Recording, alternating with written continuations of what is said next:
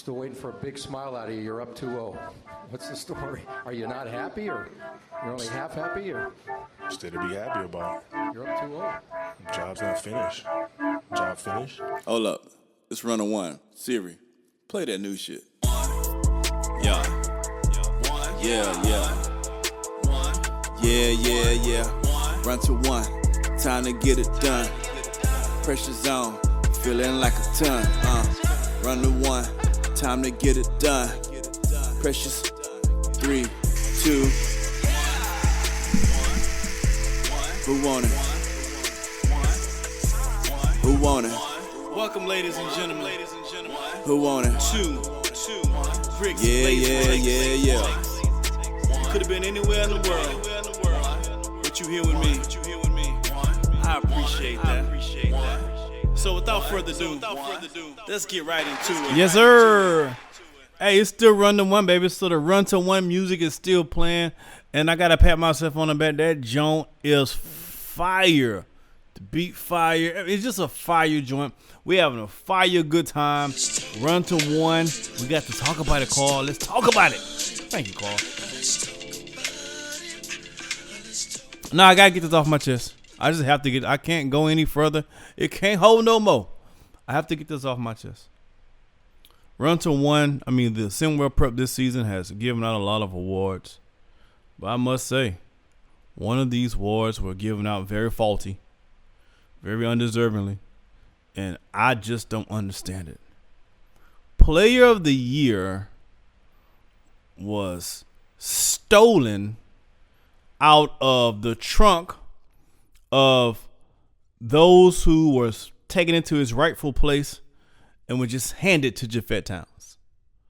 It was stolen out of the trunk of the actual presenters who's going to present it to the real Player of the Year, Cooper Flag, and it was just handed. Somebody's uncle just stole it and just handed it to Jafet Towns for $20 and a 6-pack of Modelo. That's what happened.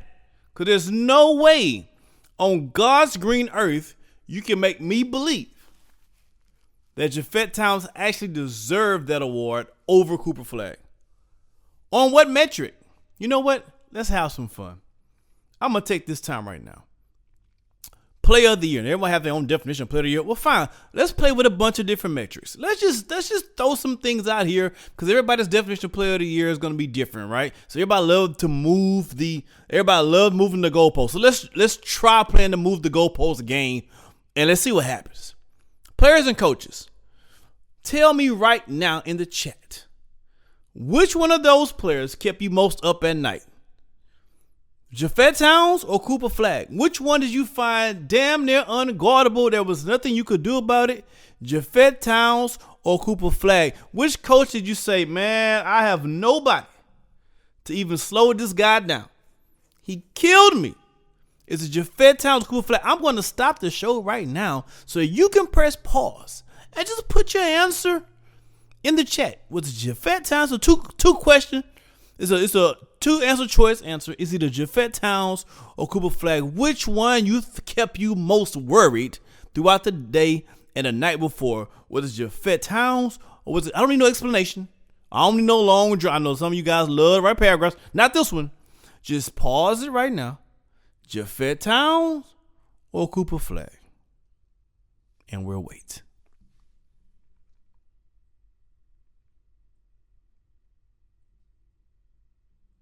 All right, so I don't know what the answers are as I'm recording the show, but I'm willing to bet. I'll be shocked if there was more answers for Jafet Towns than there was for Cooper Flag. Cooper Flag, by far, the guy was ranked number 1 all season long. Riddle me this. How do you boring suits rank a guy number 1 ranked all year long, and then a guy who's never touched number 1 rank all of a sudden is Player of the Year? So we talked about the players and coaches who kept them up at night, and I'm sure it was Cooper Flag. I haven't even seen the results because I'm recording this. It's actually 12:52 a.m. And now the guy who's been ranked number 1 all season long by every different news outlet, ESPN, SWTV, you name it, they all named Cooper Flag number one for an entire season. There wasn't a single day, a single second, a single moment where Cooper Flag was not ranked number one.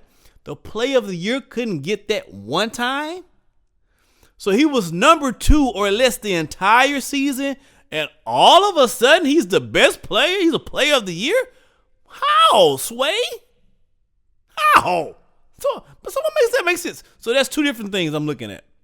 Now let's look at the stats. Because I'm not going to say, we're going to go to the stats. Well, let's look at the stats. Cooper Flag led the league with points. So Jafet was number two. I mean, it was close. Cooper won by one of a point. And he led a winning team in points. I don't know about you guys, but winning still does matter to me. Maybe I'm too old.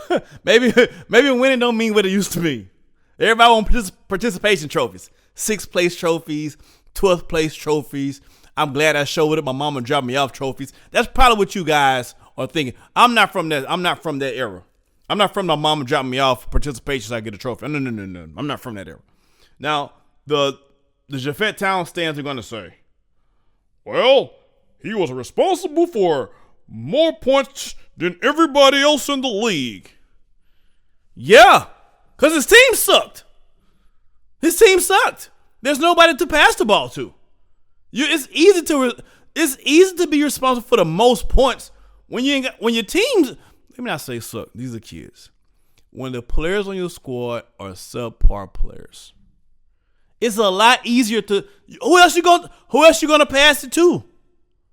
Yes. Since when did we start awarding people who are the best? Who is on the best of a worse situation? I'm the best on a. I'm gonna use an example. If I'm the best player on a trash team, then how good am I actually? If I'm the best player, I'm not talking about this team because I don't want to talk about these kids. I'm just giving an example. If I, Rick Blaze, is the best player on a trash team, then how good am I really? When are we awarding guys? In the history of NBA, SWBA, when has the last place team or almost last place team who players scored 35 points a game won MVP? Wait, please tell me what year that happened. The team is barely above 500, and you're bragging right about a team that's barely above 500. Well, he was responsible for the most points. So he's barely. It was a whack team, and Cooper Flag obviously was number 3 in that list. Not only was Cooper Flag number 1 in points, not only did he lead his team to the number 1 seed in the division, but he was also number 1 in player efficiency, which means, big dog, not only can I do it, but in the words of LL Cool J, I do it, and I do it well. I can lead my team. And I'm not a point guard, so I don't have the ball in my hand every time down like, other regular guards do. I lead my team to be number 1 seed. I'm ranked number 1 the entire year. And I'm number 1 in player efficiency. That means not only am I great, but no one does it at the rate, at the clip that I do it as far as efficiency is concerned. No one does it at I'm great, and I'm great by being great and efficient. That's not easy to do. So after all of that, these boring, geeky soup guys determined that because Jafet Towns had the percentage most points responsible for on a barely 500 team, he has to be player of the year. That is so whack. How could you even? That is so whack.